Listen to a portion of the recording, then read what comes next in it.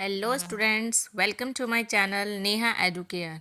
आज हम शुरू करेंगे class 8th history chapter 12 India after independence. स्वतंत्रता के बाद भारत। स्वतंत्रता के बाद भारत को कई बड़ी चुनौतियों का सामना करना पड़ा। शरणार्थियों और रियासतों प्रिंसिपली स्टेट्स से जुड़ी समस्याओं का तुरंत समाधान करना आवश्यक था। नए राष्ट्र को ऐसी राजनीतिक व्यवस्था अपनानी थी जो जनता की आशाओं और अपेक्षाओं को पूरा कर सके। 1947 में भारत की जनसंख्या बहुत अधिक थी और समाज विभाजित था। ऊंची और नीची जातियों के बीच तथा बहुसंख्यक हिंदू समुदाय और अन्य धर्मों को मानने वाले लोगों के बीच विभाजन स्पष्ट था। किसान और कृषक अपने जीवन निर्वाह के लिए मॉनसून पर निर्भर थे। A constitution is written. संविधान का निर्माण। संविधान सभा की बैठकें नई दिल्ली में आयोजित की गई, जिनमें भारत के सभी भागों से प्रतिनिधियों ने भाग लिया। इन चर्चाओं के परिणाम स्वरूप भारतीय संविधान का निर्माण हुआ, जो 26 जनवरी 1950 26 जनवरी 1950 को लागू हुआ। संविधान की एक प्रमुख विशेषता सार्वभौमिक वयस्क मताधिकार थी। 21 वर्ष से अधिक आयु के सभी भारतीयों को राज्य और राष्ट्रीय चुनावों में मतदान का अधिकार दिया गया। संविधान ने जाति या धर्म की परवाह किए बिना सभी नागरिकों को कानून के समक्ष समानता की गारंटी दी। यह संविधान की दूसरी विशेषता थी। संविधान की तीसरी विशेषता यह थी कि इसमें गरीबों और सबसे अधिक वंचित वर्गों के लिए विशेष अधिकार और संरक्षण प्रदान किए गए। अस्पृश्यता की प्रथा को समाप्त कर दिया गया। हिंदू मंदिरों को सभी जातियों के लोगों के लिए खोल दिया गया। पूर्व अछूतों के साथ साथ आदिवासियों या अनुसूचित जनजातियों को भी नौकरियों और सीटों में आरक्षण दिया गया।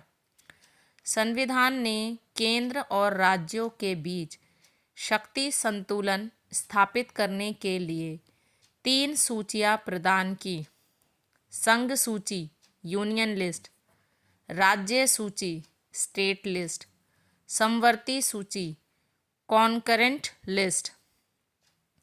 संघ सूची यूनियन लिस्ट में कर, रक्षा और विदेश नीति जैसे विषय शामिल है, जिनकी जिम्मेदारी केंद्र सरकार की होती है।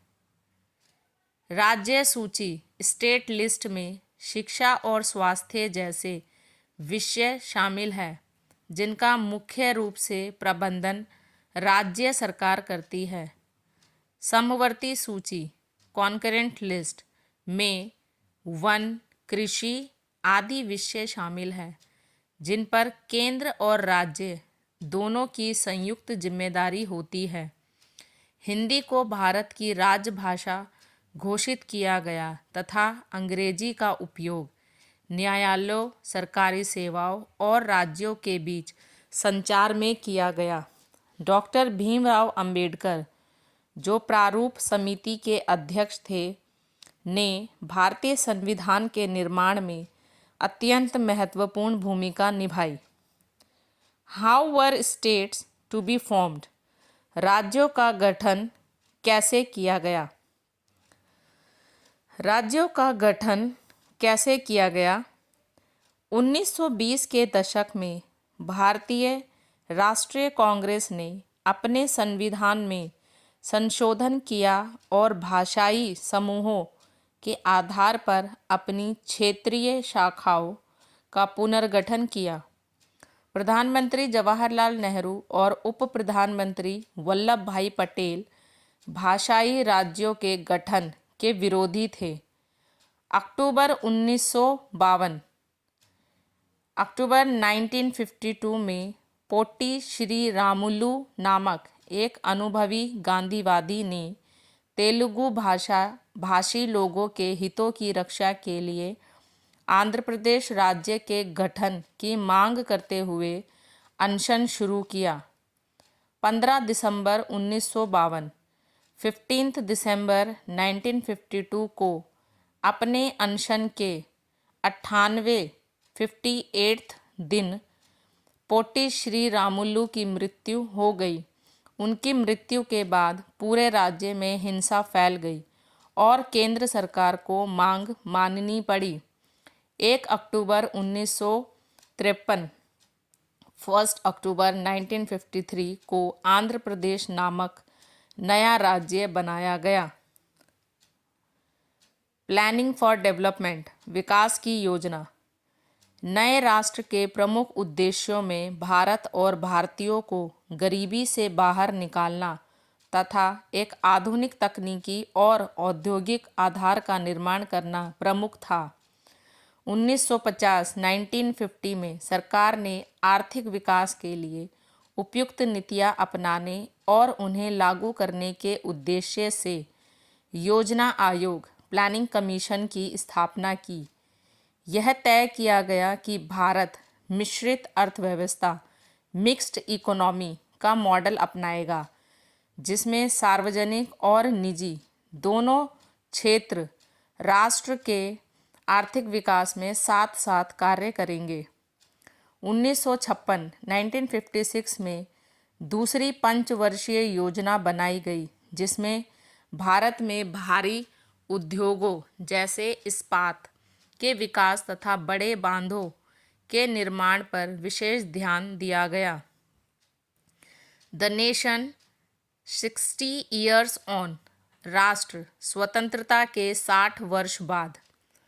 15 अगस्त 2007 15 अगस्त 2007 को भारत ने एक स्वतंत्र राष्ट्र के रूप में अपने अस्तित्व के 60 वर्ष पूरे किए।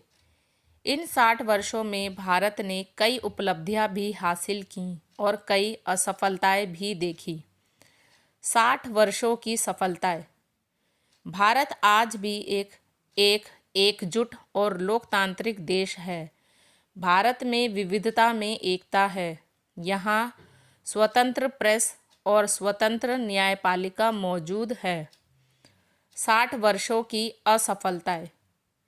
गहरे सामाजिक विभाजन अब भी बने हुए हैं।